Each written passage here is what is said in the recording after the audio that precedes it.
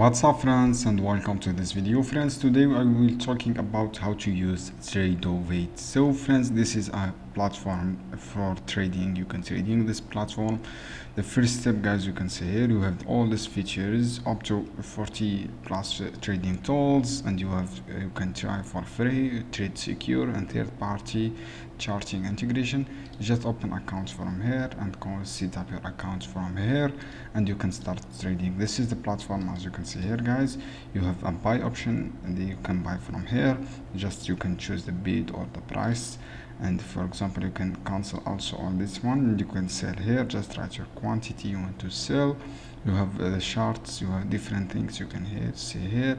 You have this has tokens, and you have the market here, and you have reports. You can check all the reports about this platform from here. You have today's. You can download up report as a CSV file, and you have account balance history from here.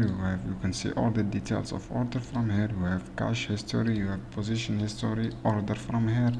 This is the section about report. You have community indicator. You can choose see all this indicator from here, guys. And you have order ticket. You can set create as order ticket here.